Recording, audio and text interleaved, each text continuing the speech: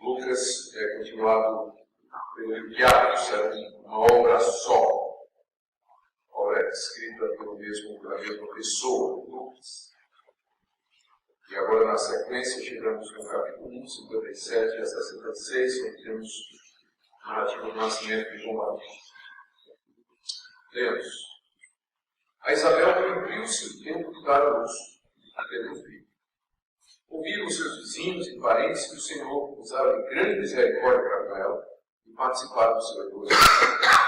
Sucedeu que no 8º dia foram circuncidar o menino e queriam dar o nome de seu pai, Zacarias.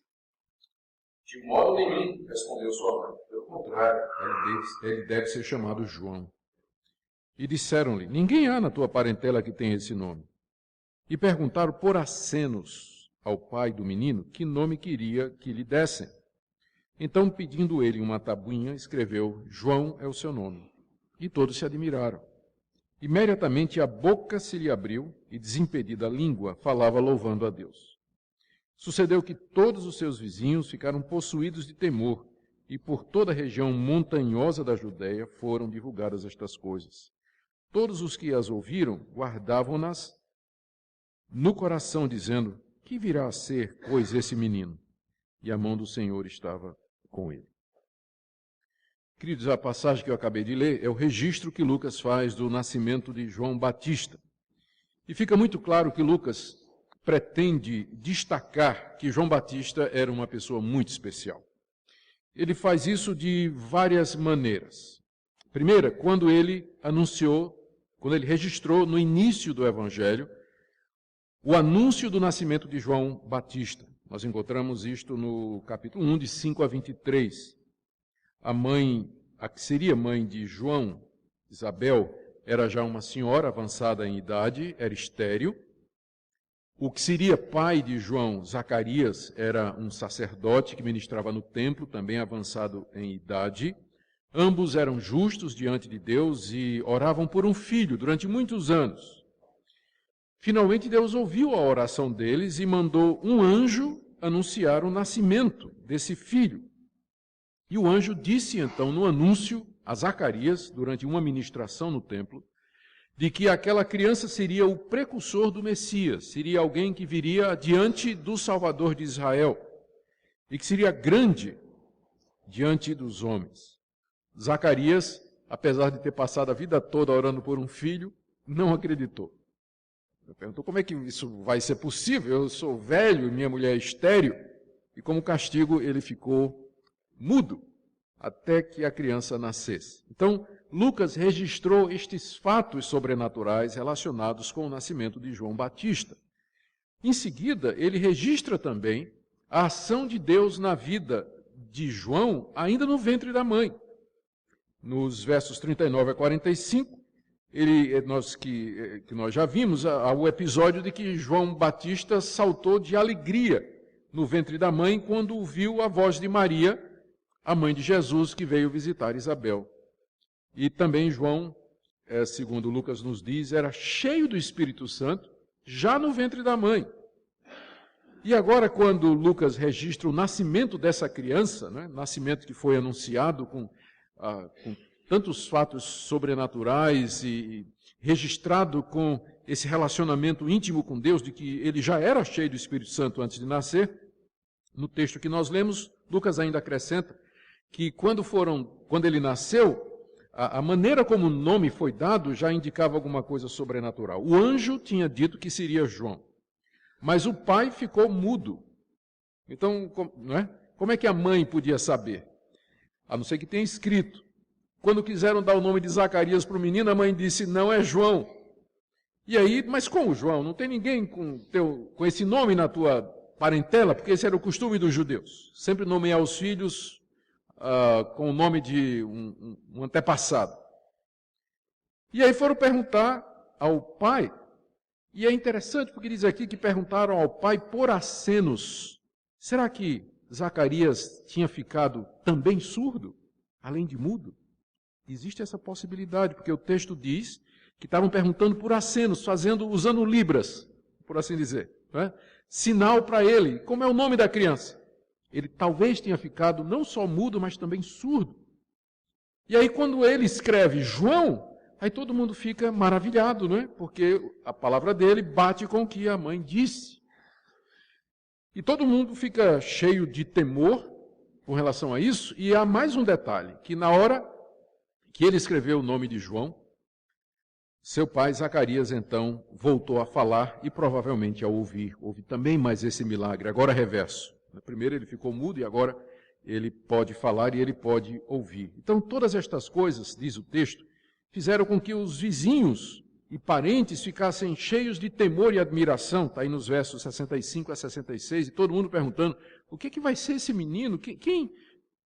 Qual o plano de Deus para a vida dele? Porque tem tanta coisa especial relacionada com ele. Um anjo anunciou a escolha do nome, a mãe já era avançada em idade, não podia ter filhos, e agora o pai tinha ficado mudo, passa a falar quando ele nasce.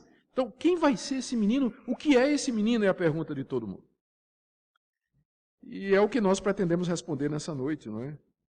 Exatamente qual a importância e o papel de João Batista na história da salvação. Por que o seu nascimento foi cercado de todos estes fatos? Por que esses destaques todos dados na Bíblia a respeito do seu nascimento? E eu quero mostrar 4 coisas a respeito de João, para destacar a sua importância e o seu papel na história da salvação. Primeiro, o seu nascimento, o seu ministério, a sua pessoa, a pessoa de João Batista, representa o cumprimento de profecias muito antigas, lá no Antigo Testamento. Os profetas de Israel falaram a respeito dele, especialmente o profeta Isaías e o profeta Malaquias. O profeta Isaías nos diz no capítulo 40, de 3 a 5, voz do que clama no deserto, preparai o caminho do Senhor, endireitai as suas veredas. Malaquias capítulo 3, verso 1 diz que o Senhor mesmo enviará o seu mensageiro adiante dele, antes dele vir visitar o seu povo e entrar no seu santo templo. E o mesmo Malaquias, no capítulo 4, de 5 a 6, diz que Deus anuncia, eis que eu mandarei para vocês o profeta Elias, antes que venha o grande e terrível dia do Senhor. E ele vai converter o coração desse povo a Deus, o coração dos pais aos filhos e dos filhos aos pais, para que eu não venha e fira a terra com maldição. Então, essas promessas, em resumo, elas diziam o seguinte, essas profecias de Malaquias e de Isaías diziam o seguinte, primeiro que Deus haveria de visitar pessoalmente o seu povo. Ele viria em pessoa morar com o seu povo, próprio Deus. E que ele viria como o Salvador de Israel, como o libertador do seu povo, o Messias, o anunciado, o ungido. Mas antes dele vir, ele mandaria alguém na frente dele para preparar o caminho dele, preparar a visita. Um mensageiro. E que esse mensageiro seria como uma voz que clama no deserto.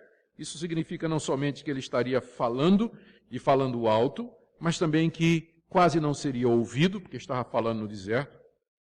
Esse mensageiro iria preparar o caminho para a chegada de Deus, e aqui o sentido é preparar o coração do povo para a chegada de Deus, e que ele seria como o profeta Elias. Malaquias diz isso, eu vou mandar o profeta Elias. Não é que é uma reencarnação de Elias, como erroneamente se interpreta, porque Elias nem morreu, né? Como é que ele podia ter reencarnado? Elias subiu no céu, numa carruagem de fogo, num redemoinho. Então, só pode reencarnar quem morreu, segundo a teoria espírita. Elias não morreu, então João Batista não é a reencarnação dele. É que João Batista viria no espírito de Elias, que foi um grande profeta, que pregou arrependimento à nação de Israel. Então esse mensageiro que viria preparar o caminho de Deus, ele seria semelhante a Elias de antigamente, que chamava o povo ao arrependimento, endireitar os caminhos e andar diante de Deus. E mais, que esse mensageiro, a voz do que clama no deserto, que viria como Elias foi no passado, ele haveria de converter o coração de muitos a Deus. Então estas eram as profecias. E agora elas se cumprem em João Batista. João Batista foi o escolhido de Deus como cumprimento de todas estas promessas. Ele seria o batedor, não é? Aquele que vai à frente, abrindo o caminho, anunciando o arauto que anunciava a chegada de Deus. Deus estava vindo visitar o seu povo. E João Batista veio na frente, preparando o caminho para Deus. Os judeus deveriam ter percebido, quando João começou a pregar, que o tempo de cumprimento das profecias havia chegado e que o reino de Deus estava próximo porque o rei estava chegando.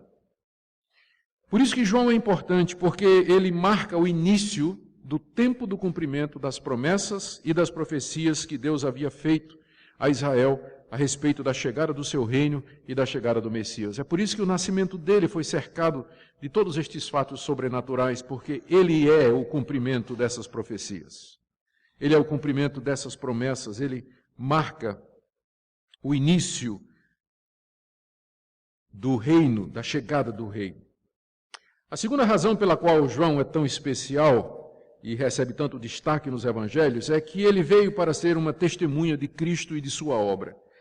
Para os judeus, de acordo com a lei de Moisés, a verdade sempre era estabelecida pelo testemunho de 2 ou 3 pessoas. E João veio para ser uma destas testemunhas a respeito de Cristo, de que ele era o próprio Deus vindo, que Jesus era o próprio Deus vindo visitar o seu povo. João haveria de se tornar uma das testemunhas mais importantes a respeito da pessoa e da obra de Jesus. Porque quando ele batizou Jesus, ele viu o Espírito Santo descendo sobre ele. E ele disse: vejo o Espírito de Deus descendo sobre ele. E Deus lhe revelou: aquele a quem tu vires o Espírito descendo, esse é o que batiza com o Espírito Santo, esse é o Messias. E João, então, disse várias vezes às multidões que viriam ou que vieram ouvi-lo pregar: eis o Cordeiro de Deus que tira o pecado do mundo. Eu dou testemunho de que ele é o enviado de Deus, de que ele é aquele que haveria de vir. E Jesus, o próprio Jesus, várias vezes apelou para o testemunho de João. Várias vezes ele disse aos fariseus: vocês não acreditaram em João. Quando João veio pregando arrependimento, vocês não acreditaram no que ele estava dizendo. Por isso que os publicanos e as prostitutas entram no reino de Deus na frente de vocês, líderes religiosos que não acreditaram no testemunho de João. Os próprios apóstolos apelaram para o testemunho de João. Veja, por exemplo, Paulo pregando em Antioquia, capítulo 13 do livro de Atos, 24 a 25, ele diz aos judeus: João veio pregando e anunciando a chegada do Messias, como está escrito. E quando João encerrou sua carreira, o apóstolo Paulo diz, ele disse: eu não sou digno de desatar as sandálias dele.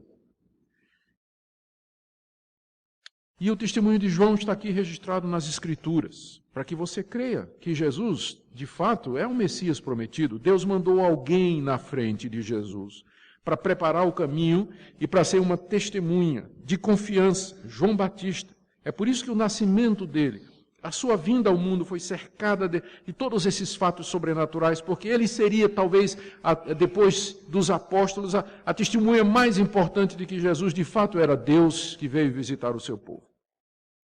A terceira razão que a Bíblia nos apresenta para a importância de João é que ele veio preparar o caminho para o próprio Deus na visita ao seu povo. Com algumas exceções, o coração dos judeus naquela época não estava preparado para receber uma visita de Deus, do próprio Deus em pessoa. Os líderes religiosos haviam criado muitas normas e leis e transformado a religião que Deus havia dado a Moisés numa religião legalista de normas e regras baseada no mérito. Haviam esquecido a graça de Deus revelada no Antigo Testamento.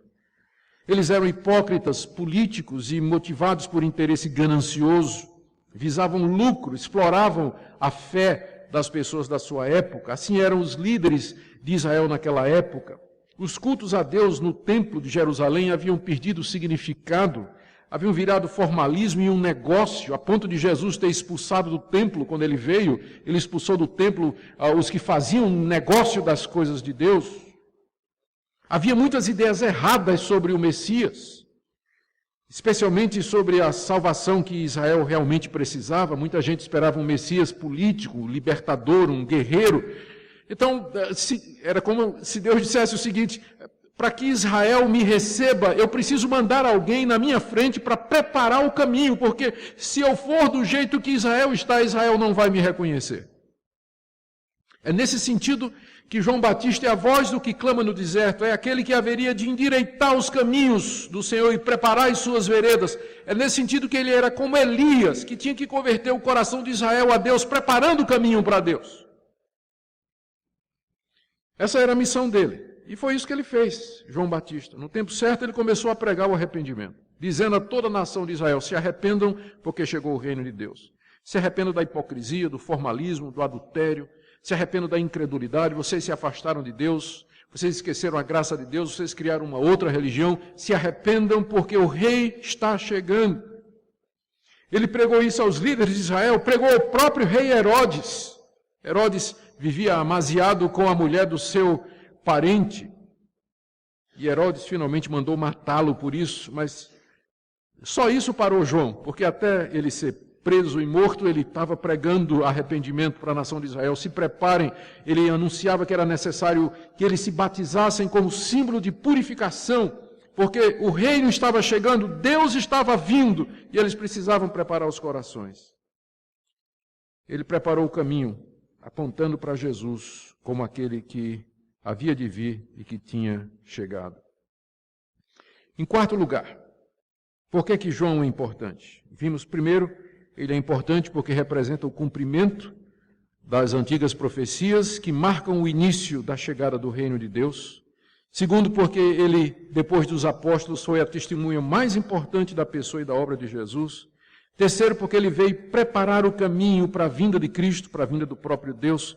Em quarto lugar, porque João serviu de referencial para a pessoa e para o ministério de Cristo.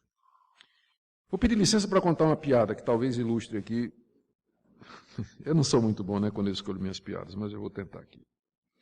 Diz que lá em Roma deram um carro novo para o Papa móvel, né, um Mercedes novinho.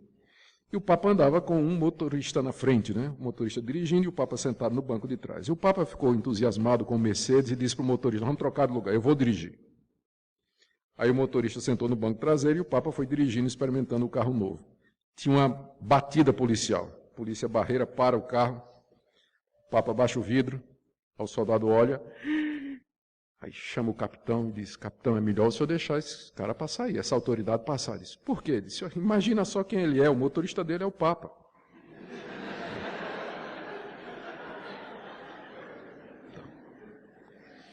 O princípio é, você mede o nível da autoridade pelo nível do motorista, né?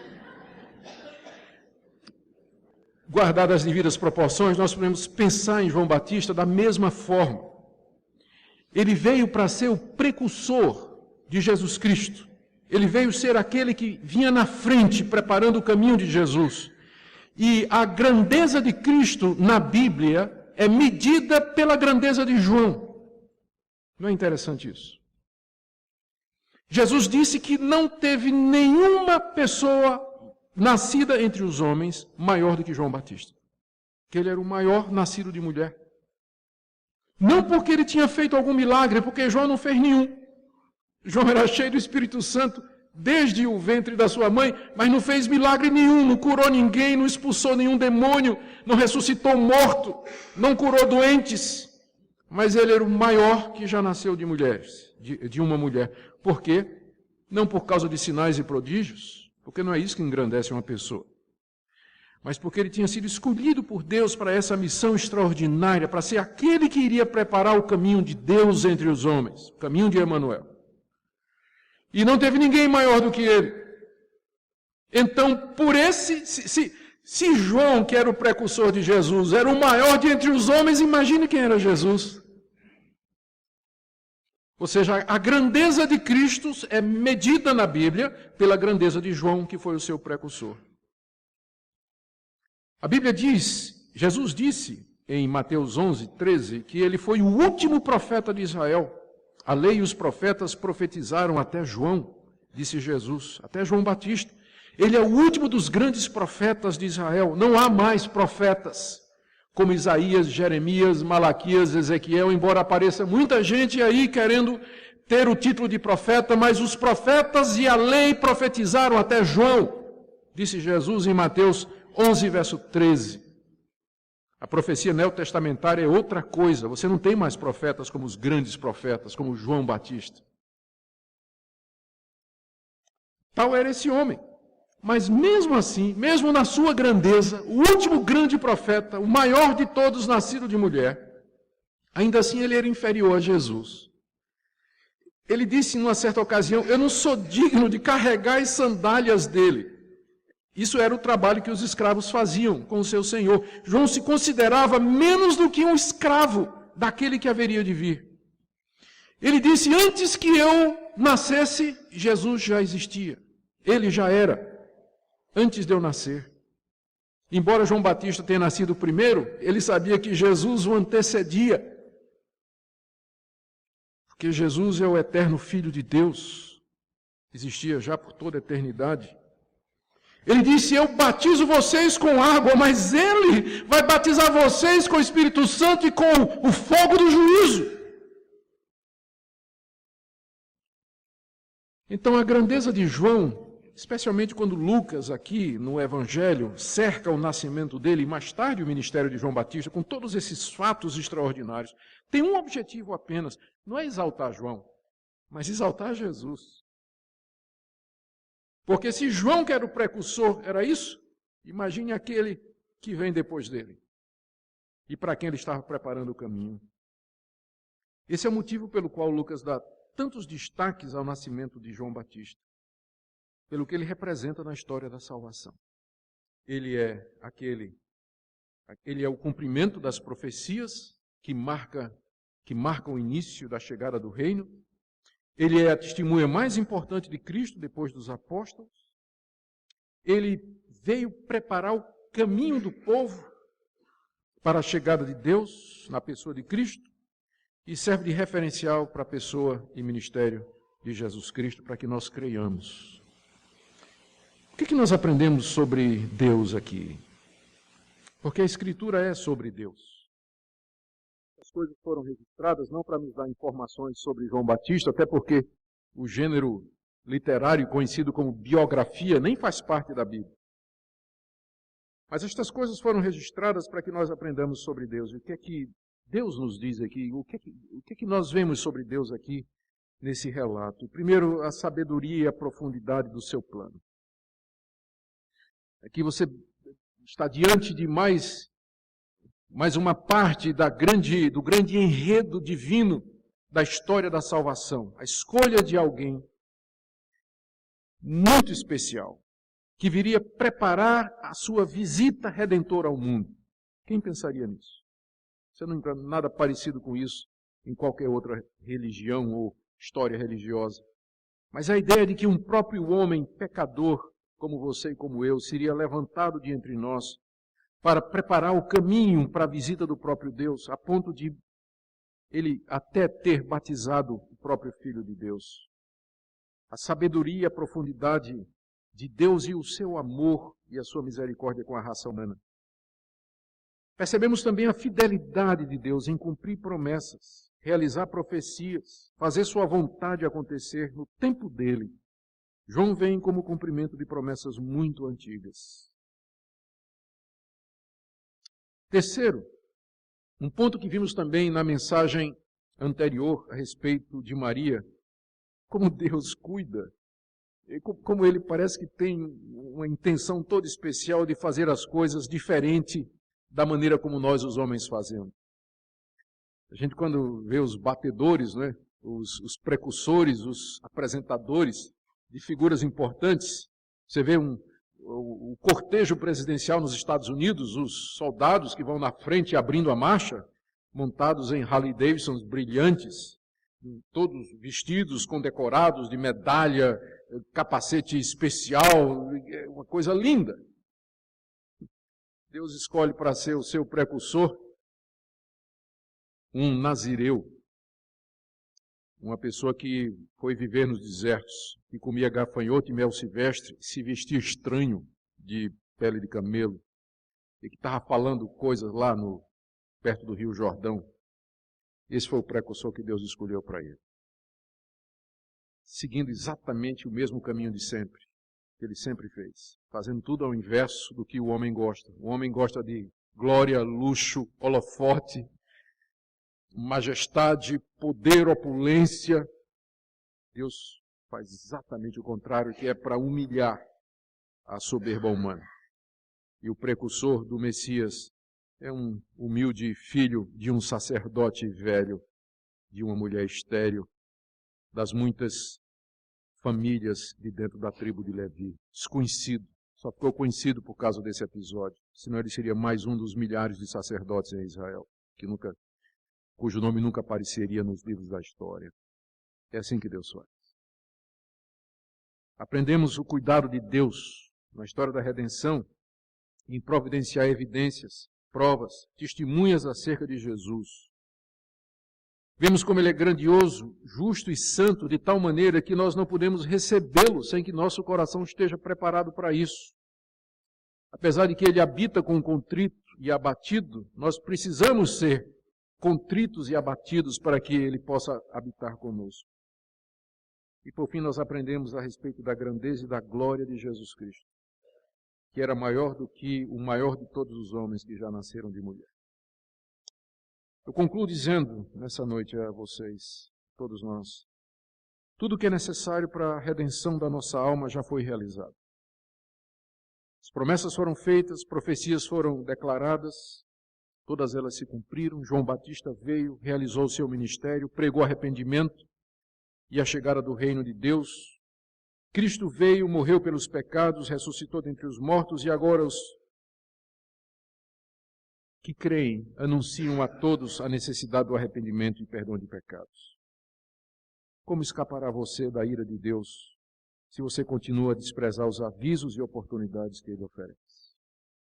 Não só o testemunho de João Batista, mas dos apóstolos, dos autores da Bíblia e de milhões de cristãos hoje em todo o mundo que afirmam: ele vive, ele é o Filho de Deus, ele é o Messias prometido. Eis o Cordeiro de Deus que tira o pecado do mundo. Creia nessa noite. Prepare o seu coração para que o Rei da Glória venha visitar você. Estar com você para todo sempre, lhe dar paz que você procura e o perdão de pecados e lhe livrar da culpa dos seus pecados. Que assim seja. Amém.